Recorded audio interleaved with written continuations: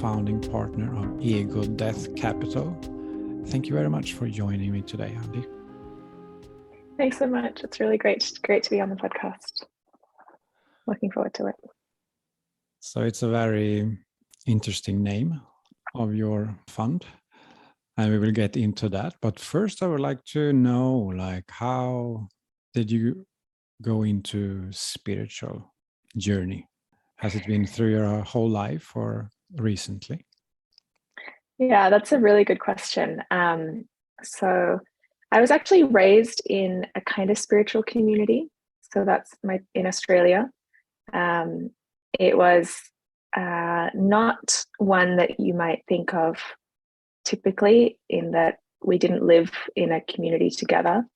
But it was an organization, it had leaders, and there were a few hundred people in Sydney, and we would go kind of every afternoon after school and on weekends to the community and have activities and events and workshops.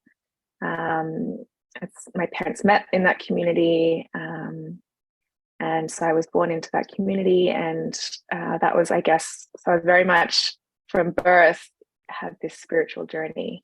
But we left when I was 7 or 8, I think. So it was formative years, but then we left, and kind of was very left everything to do with spirituality as well, for whatever reason. I'm not entirely sure. And so it was really not until I would say I really rejected anything to do with spirituality for various reasons until my late 20s. And that's when I was in New York and started meeting a lot of the Burning Man community in New York. And that was kind of started meeting people who were on a spiritual path, if I can call it that.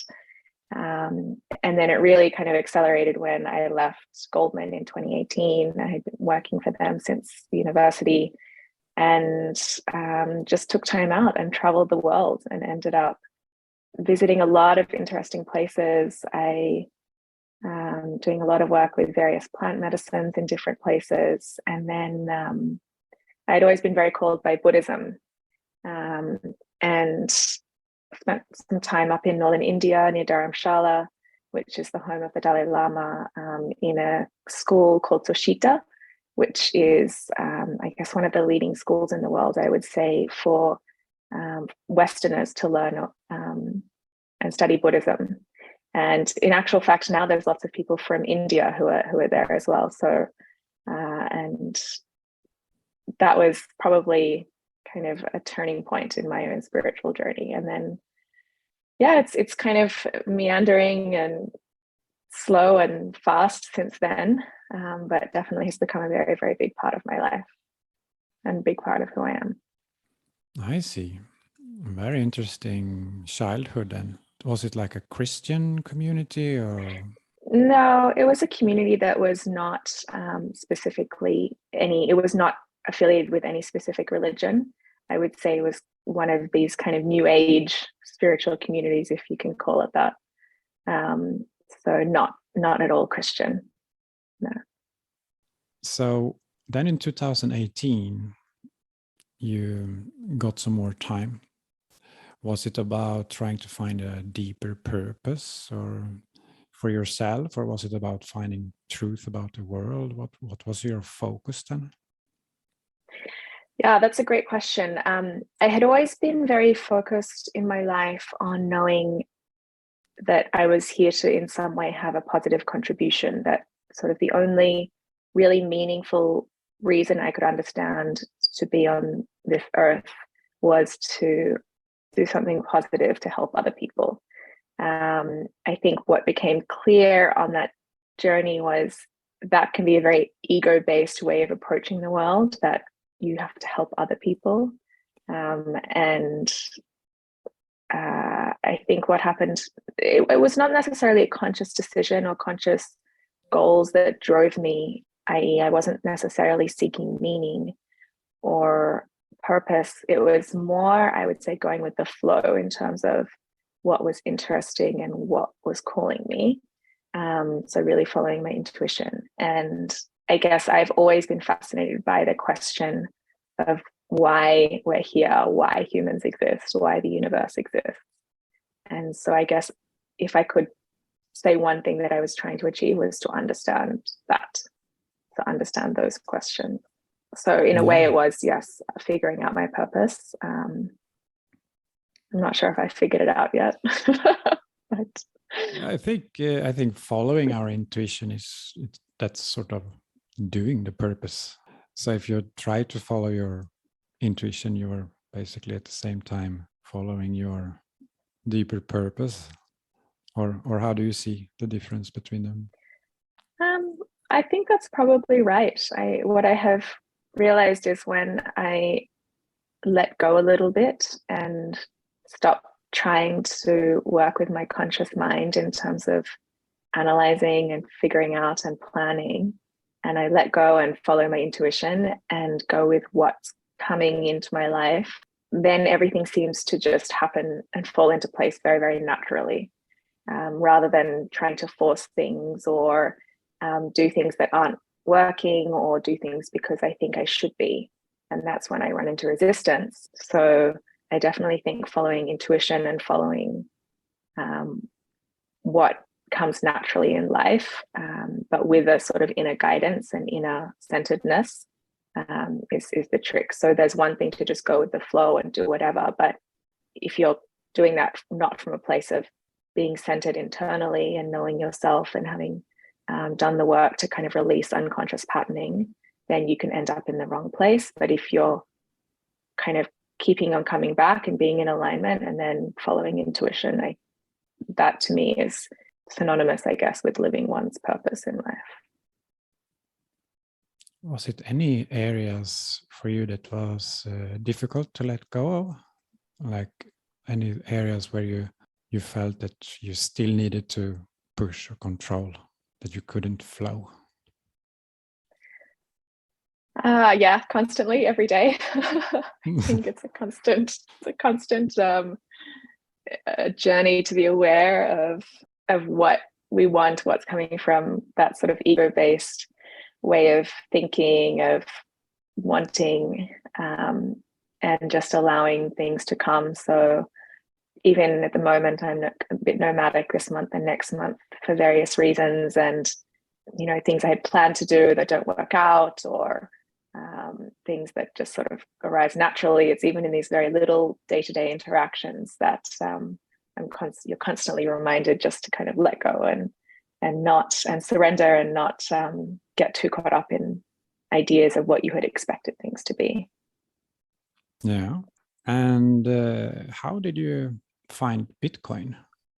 I first came across Bitcoin quite a few years ago. I was I heard about it a lot while I was at Goldman, while I was working. I didn't necessarily pay too much attention to it at the time. I first really got into cryptocurrencies more broadly, I would say, not specifically Bitcoin, in 2018, when I was kind of traveling and meeting a lot of people. I spent a lot of time in Berlin with a lot of people from the kind of crypto Ethereum crowd. I went to this conference called Tech Open Air, which I remember there were presentations from a lot of different currencies that we know today and projects that were very early. But at the time, a lot of what I was hearing, I didn't quite get it. And I guess I maybe understood what they were doing, but I didn't necessarily feel like it made a lot of sense. I thought there were a lot of applications of this technology that to me weren't really solving a problem, and where another solution would make a lot more sense. So for instance, this using of a decentralized ledger for an application to create transparency in government was an application I heard a lot, which is something I was passionate about, governance. Like, the problem isn't that people don't want to be, there's no way to be transparent. You don't need a blockchain to be transparent in government. You just need government policy to provide transparency, and that's what they don't want to do. So there were just so many applications that people were talking about that didn't make sense to me, and then that sort of put me off the whole of cryptocurrency in general. And I didn't really get to the heart of Bitcoin and its potential and what it really means and its power. And it was really in the last couple of years, I had been, so there's three of us in the fund, myself and Nico and Jeff, and we had started talking about Bitcoin and what was going on. And it was really in these last couple of years that it became very, very apparent to me that the world needs a new currency. It needs a global currency. And all of the things that Bitcoin can bring in terms of the problems it's solving became clear. So it was probably through Jeff and Nico that in the last couple of years that I really came to the Bitcoin community. And then it's sort of like every time you learn more, it makes more and more sense to me, whether it's thinking about global inequality, which is something I'd always been very passionate about, or financing and financial inclusion in emerging markets. In general, I believe it's a very unifying force for the world, as opposed to the current kind of nation state and national currency conventions, which really keep separation. And it's very disruptive technology, which I love, just kind of disrupting all of these old in place power structures, and just creating, so I think it's this community of hope, which is what I really love, that there's so much fear in the world at the moment, and so much conversation around not wanting and not liking the status quo. And I love that Bitcoin has that, and yet it's really about a message of hope, of that we can create something new. So that's a brief, very, I guess, a long and short answer at the same time of how I came to Bitcoin and what I love about it. Yes, nice. And have you seen any parallels between your spiritual journey and Bitcoin, or the spiritual journey of humanity, maybe? Yeah, again, great question. It's something I think about. And to be honest, when I first came to Bitcoin, it was not necessarily obvious to me. I think it's unfolding more and more, the parallels between spirituality and Bitcoin. I guess the first thing that comes to mind in terms of the parallel is this idea of community and being part of something that's bigger than ourselves. And that's a big part of, I would say, my spiritual journey, is recognizing that we're all very interconnected, that we're all here together on the planet, and each action that I take has impact on other people, and myself, and other people's actions have impact on me, whether we see it kind of in our day-to-day or not. And I think in Bitcoin, there's such a big aspect of it is being part of this community and being part of a network, and recognizing that we're all a part of something greater, and that we each can play a part to further and contribute to that whole.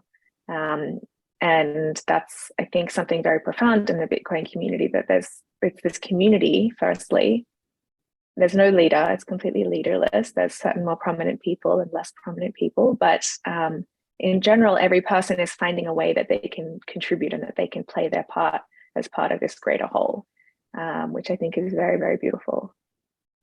Yeah.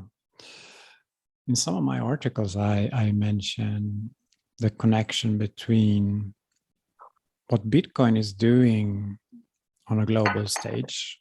So the fiat system, then based on control, and it's resulting in a very controlled society without much spirit, freedom, and Bitcoin is this alternative of decentralization and freedom.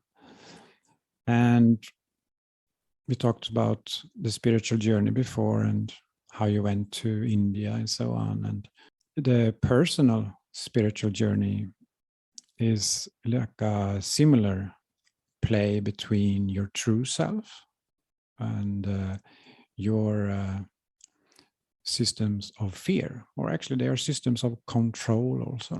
So we try to control everything. So it's like our personal fiat system. And then our soul is trying to liberate itself, and it's this battle. Oh, should I control my life or should I let it flow? And that's a similar thing that Bitcoin is doing with the whole of humanity. Then, in some of my articles, I say that if we work inside ourselves and defeat is the wrong word. If we liberate our soul inside ourselves and we melt our personal fiat system, our personal control mechanisms, we are indirectly helping Bitcoin to succeed. Like if it succeeds within enough people on Earth, it has a bigger chance of succeeding globally. And it's this, Bitcoin is working globally and we are working sort of inside ourselves. And it's the similar battle going on, just macro and micro. Does this make sense to you? Yeah, that definitely resonates. I definitely agree with that. As you study kind of neurobiology and developmental psychology, and recognizing that we create these behaviors and patterns as a result of traumas, whether they're small or big traumas, or conditioning as we grow up, particularly in a very young age, but of course as you're older as well. And that definitely resonates, because they become this sort of control mechanism for your life, and it's like a jail or a kind of cage that you're stuck in, these rules that you've subconsciously learned and that have been programmed into you, and which effectively neural pathways in the brain. And that definitely resonates, this idea of the kind of your inner spirit or your inner consciousness trying to break free of that and trying to come and be fully expressed. And the work that we can do on ourselves or with ourselves is to sort of break down and release all of that conditioning, all of the cage, all of the fear, all of the rules, all of the controls that we've placed on ourselves subconsciously, and so that our soul can be liberated and free. So I definitely see that, and that definitely resonates.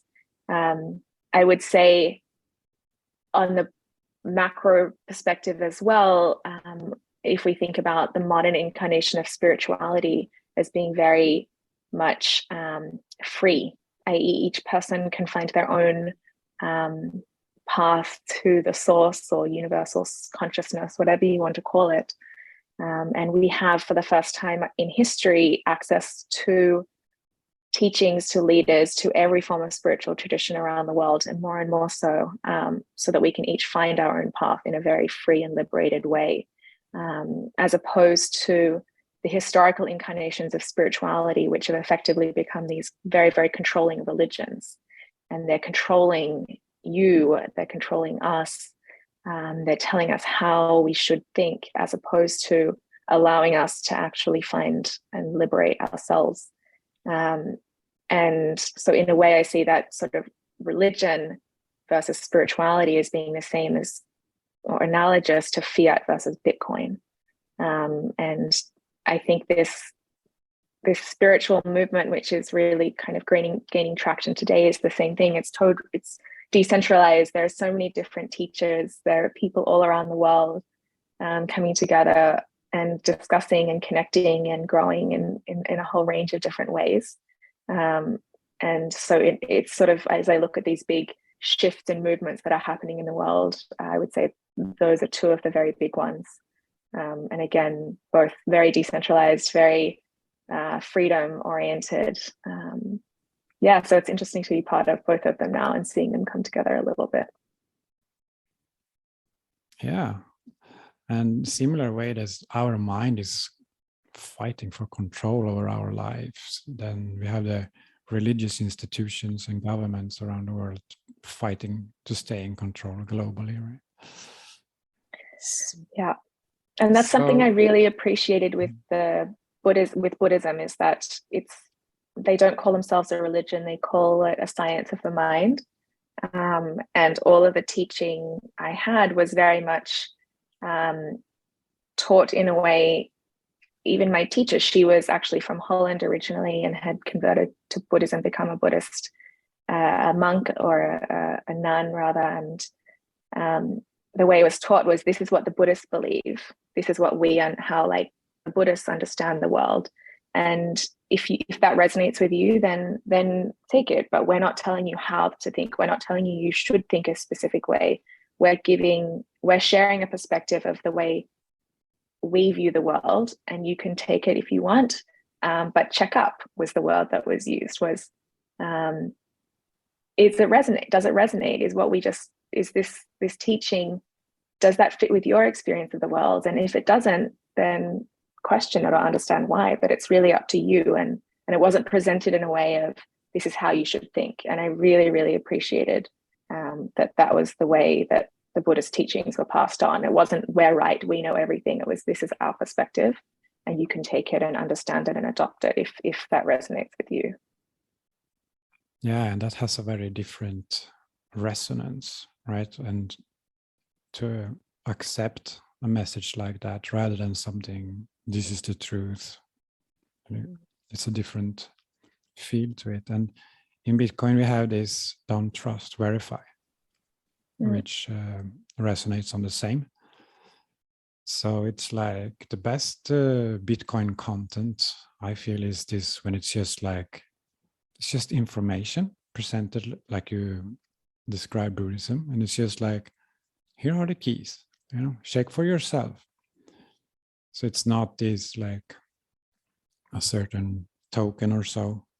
They're pushing more like using marketing methods and like trying to sort of hook you.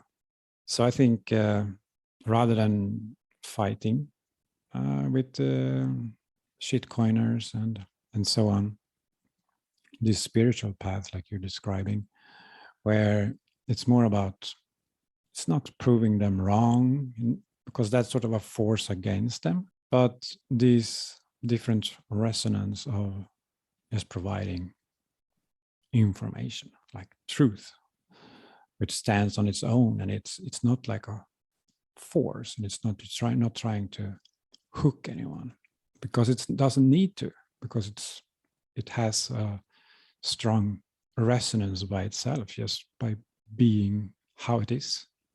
I went off on a tangent. No, I think it's a really important one, actually, because there is a lot of I see in the Bitcoin community a lot of antagonism towards broader crypto, and there's a lot of spiritual teachings which are about forgiving your enemy. No spiritual teacher says, if you disagree with someone, go and fight with them. The spiritual teaching is always, if you disagree with someone, that's fine, let it go. As long as they're not harming you, don't engage. If you place your attention on the other person, then you're giving them your energy. And from an individual spiritual journey perspective, the teaching is always focus on yourself, build what you're building, come with positivity, embrace others with compassion and understanding and love. And as long as they're not harming you, don't place attention on them and just follow your path. And I think for me, that's the way I would like to see Bitcoin. And what I see from the builders that we're supporting in the fund is they're not worried about what's going on in crypto. If anything, we can look what's going on in broader crypto, learn from what does well, what are the mistakes, some of the things, some of the ideas coming out, maybe we can learn from. But we just focus on Bitcoin. We just do our thing. We work hard. We build, we create. And there's so much happening in the Bitcoin ecosystem, which is so exciting. And that's going to shine out and speak for itself in the end. And I think there's attention on education that is very positive. So educating people more generally about Bitcoin versus crypto, about what to be aware of, that's a positive expression. But just going out there and kind of fighting or spending all of this energy and time disparaging other cryptocurrencies isn't necessarily a good use of energy, I would say, and rather it could be spent on informing people and doing it in a positive way. So I think it's an important point, this Bitcoin versus crypto, and creating something more positive rather than negative. Yeah, and it sounds like you are doing this in your fund. So let's talk more about ego death capital first of all, the name is super cool. And is this part of you following your intuition? You feel that this is how you are able to contribute with your talents and experiences inside the Bitcoin community? Or is it That's just exactly, to earn money? it's definitely the former. As we were thinking about Bitcoin and the ecosystem, and there's so many entrepreneurs who have brilliant ideas and want to create and build, but we really saw there was a lack of capital and a lack of not just capital, but also support generally for entrepreneurs in the space.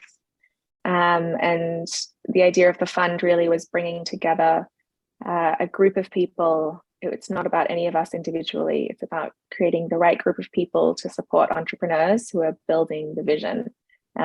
We kind of sit behind them. They're the ones who are really doing the important work, and we're kind of helping them with what historically has been lacking and what they need to support them and to grow. So really what's important to us as the fund is not just being a capital provider, but also supporting entrepreneurs in whatever way they need.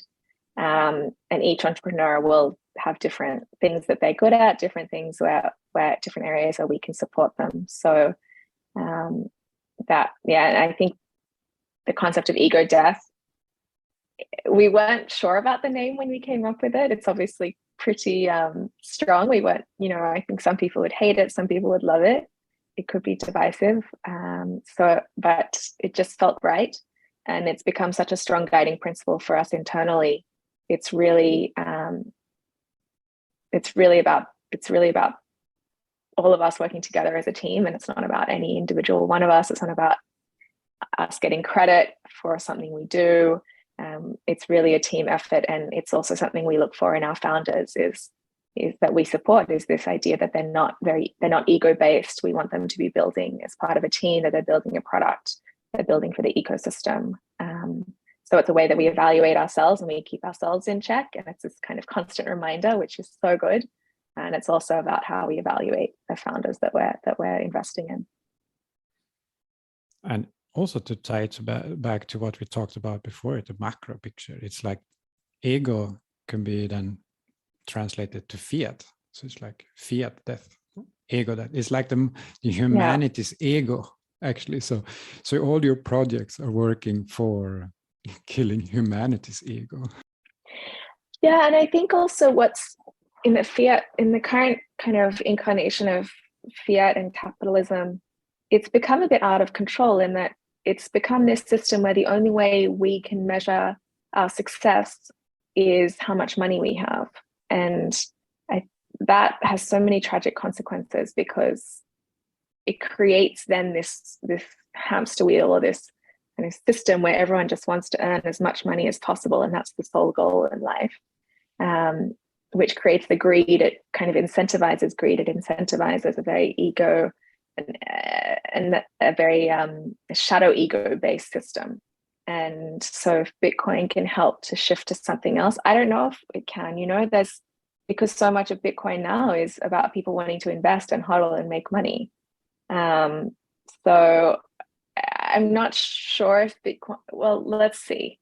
Maybe Bitcoin is a step towards it, but there's so much else that it's very hand in hand, I guess, what I'm trying to say, with a lot of the other developments and movements that are happening in the world.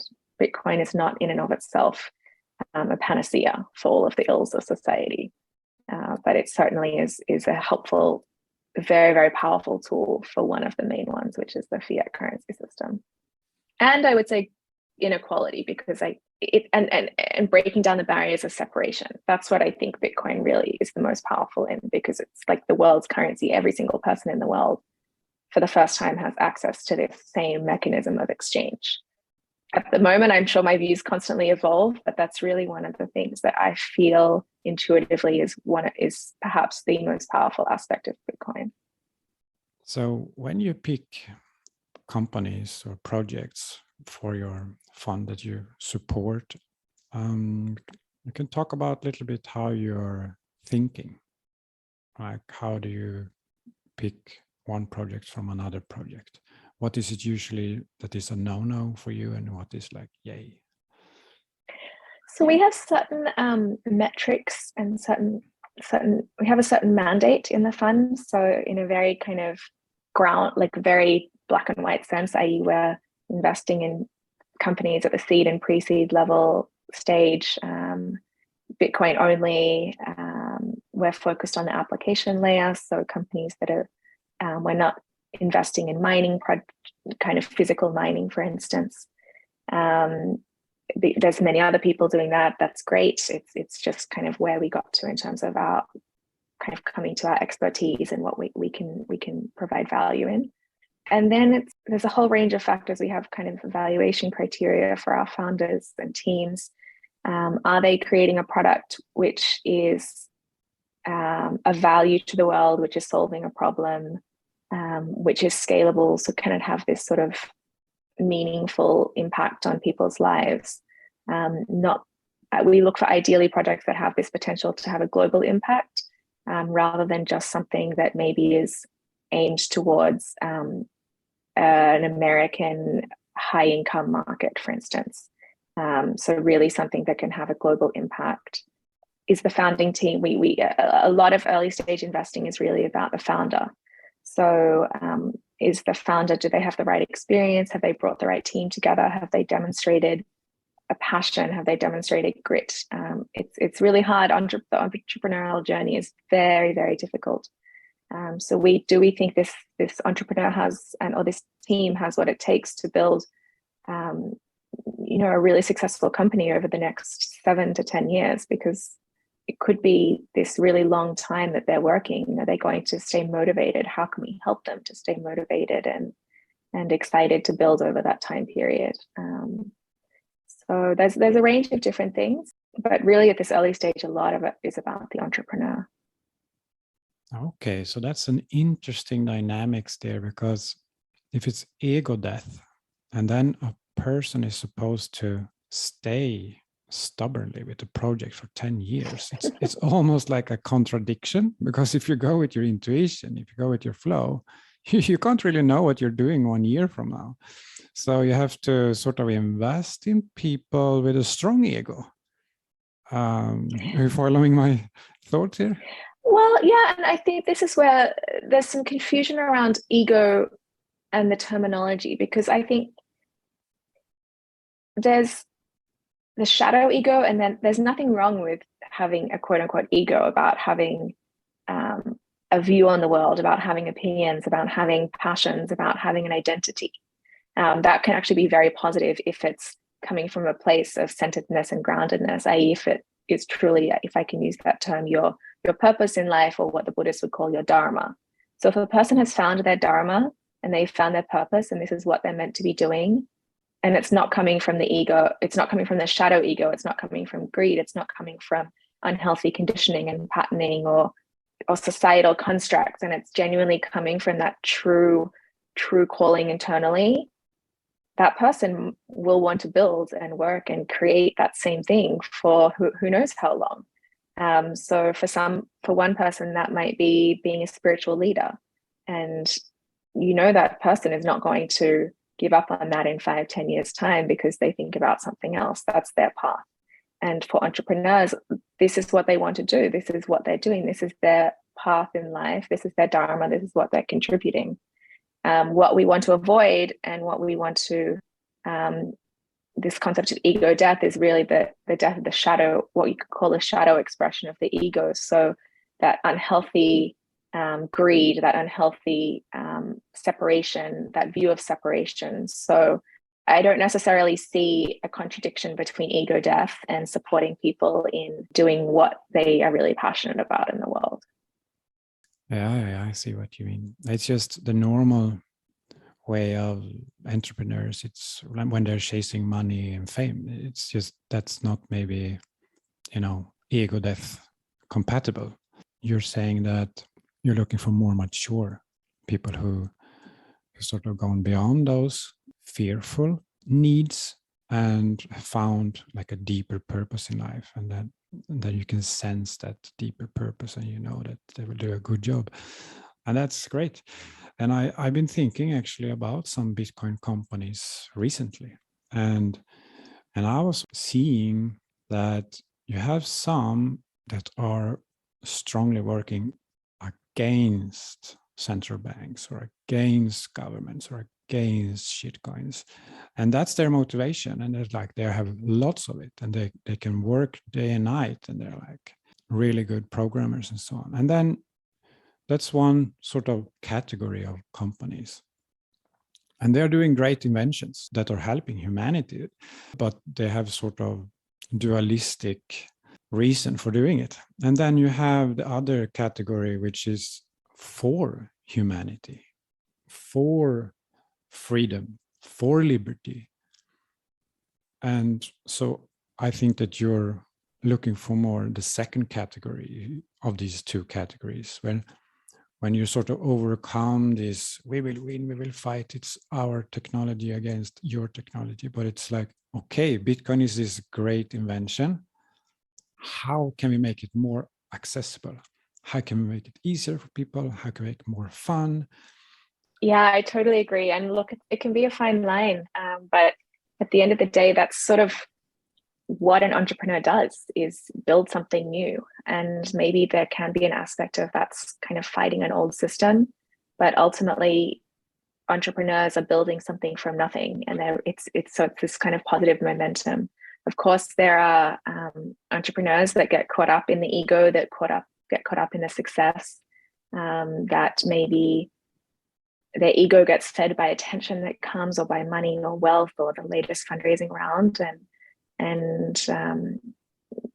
that's not ideal.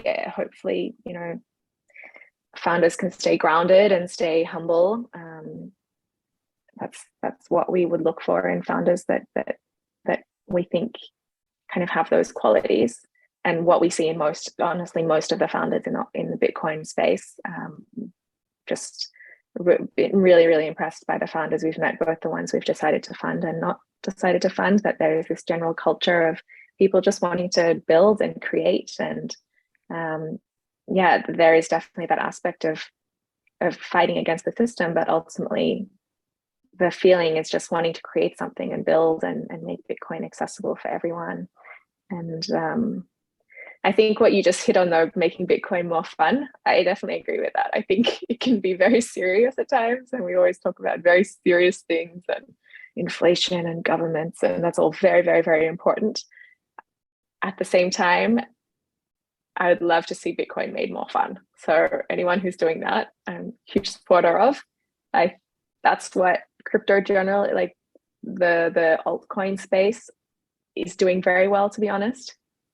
It's not always healthy, it's not always positive, it's not always sustainable, but I love some of the kind of craziness and experimentation and silliness and fun that goes on, as long as it's not having negative consequences, which of course in a lot of the alt space it is, but certainly I think Bitcoin could lighten up a little bit sometimes, not take itself quite so seriously.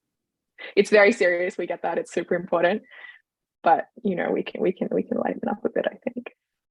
Yeah, it's easy to get stuck in old fears, right? And thinking, oh, we need to fix the world, but that's just one filter, right? It's just one way to see the world. And that's the thing with the personal fiat system, that it's all these filters we have, and it's this separation process of understanding that it's just filters. And even if the world looks really scary, just remove that filter and you will start to see the world differently. As we notice on the spiritual journey, the world can look very different from day to day, depending on what filters we are moving through. Yep, that's very true. I had this idea. I wanted to ask you about something quite general here towards the end. And it's this with blue pills and red pills. And it's something everybody knows about. And I'm curious to see, like, how do you define blue pills, people who eat blue pills versus red pills? And I have to remind myself, the blue pill is the one where you just stay in the matrix, right? Yes. And the red pill is you you You see go the out of truth. you see the truth. I mean, it's it's a good question. Sometimes you think maybe taking the blue pill would have been a lot easier. It's like one of the there's a character in the Matrix who is that representation of that idea. I can't, and he's the one in the first film that actually betrays the team. I can't remember his name, and I thought that was such a well. Sorry, Cypher, I think. Okay. The program. And I thought that was such a well-written character because, like, waking up and going inside and the spiritual journey, as well as, I guess, the journey of kind of going outside the fiat system, and is difficult. I see a lot of people I know who got a job, got married, got a dog, and then had kids and raised their kids and send their kids to private school, and they don't question. And that's great for them. It works at some level. And that's their journey through life. And for some people, that's fine. And some of us are not programmed that way. It's probably a factor of evolution, of human evolution. You have a majority of people who don't question, who follow the tribe, who follow the herd. And that's actually the programming which makes you the safest. So if you think about from an evolutionary biology standpoint, if you were in a tribe, you were safest if you fit in, if you stayed with the tribe, if you fit in with the customs and didn't question and worked within that system. But there are a few of us, I would probably count myself among them, that just doesn't work for. And you can think about that as this sort of spectrum of evolution. Maybe they're the ones that in the Darwinian theory are that kind of the ones that create change and work outside. But in a traditional tribal system, they would have been the ones, the explorers, the ones that went off, the ones that wondered, the ones that questioned. I've seen it in penguins in Antarctica. There's most of the penguins just hang out by themselves, and then there's one or two that just go off and wander and cross the continent and probably die, but maybe they discover something else. So I would say there's the people that take the blue pill, there's probably the majority of people in the world. And that makes sense from an evolutionary biology perspective. And what happens for change is you need a critical mass to happen. So you have a whole bunch of people that go out and question, and then some of those are going to start coming to some conclusion and creating some sort of new system. And then that new system might grow. So maybe you have 1,000 people out of 1 million, they go off, they each kind of come up with some idea of how society should look. Each of them in and of themselves are not going to achieve anything. But then a few of them start agreeing. A few of them start saying, oh, maybe we could create this new system. And then that idea spreads, and more of those 1,000 people start coming towards that. And then as they start gaining critical mass, and more of the people who are programmed to follow and programmed to fit in might start seeing this alternate system and feel a degree of safety in that new system, and start feeling comfortable enough to shift across. And that's what I see is Bitcoin. It started with a few people that had this crazy idea and created something, and went up and down and had different ideas and different groups of people that resonated with it. And it's just gaining traction. It's a mass movement like any other. But as that becomes more, I guess, gaining traction or gaining momentum, becoming more of a community where people can come and feel safe and be part of something, and not to be part of Bitcoin now, you don't have to be the crazy one that's going off and figuring things out by yourself. You're actually just coming across and finding a new community that's equally as safe and strong, and becoming stronger by the day, and providing equally as much or more safety compared to your existing framework. And so I guess it's a very long way of answering how I see the blue pill people. But I get it. It's very interesting. It's life. Yeah. So it's like that, maybe it's a critical mass when Bitcoin become as safe or almost as safe as the current government paradigm, then more people will feel confident, if they're, because they're fear-based, so they will just go to whatever system is safest to them. So still the government system is more safe, but maybe it will come a point when this Bitcoin is more safe, and then they will just come because they are afraid. I guess it's like any technology, you have the sort of the early adopters, and then once it achieves critical mass, once you look around and everyone else has an email address, so I guess I better have an email address too. But that sort of mass adoption doesn't come from the outliers. It doesn't come from the people who took the red pill. It comes from the people who are sort of, I guess, more likely to be pre-programmed from whatever reason to take the blue pill. So, and that's sort of referred to in this literature around technology adoption as crossing the chasm. So going from those early adopters who do things outside of the norm and want to try new things and see what's all the new and latest craze, to those who look around and adopt a technology because everyone else around them is. I would say it feels like we're at that crossing the chasm moment from the perspective of Bitcoin adoption, that it's becoming a fringe thing that crazy people were interested in and did, to something that's much more mainstream. That's going to ebb and flow and go up and down in terms of the speed of adoption, but that's certainly where I see we're at this point of crossing the chasm. In a way, it's different filters, right? So when you move around to different countries, you can see the local matrices or the local consensus realities. Like if you live a while, you look at the TV and then you look at the people behaving according to the TV programs. And every country has their own matrix where everyone is accepting this false reality as true, because it has a critical mass, it has a tribe. And so even if you see angels or whatever in your own experience, it doesn't matter, because you want to belong to the tribe. So you accept the consensus reality in the country or region where you live. And when we take the red pill, it's like standing up from all of those, seeing that they're all false, like the Swedish matrix, the German matrix, the American matrix, and to be able to just look at them from the outside without being sucked in, without acting on actions from those. So it's like you pull yourself out of all of those matrices.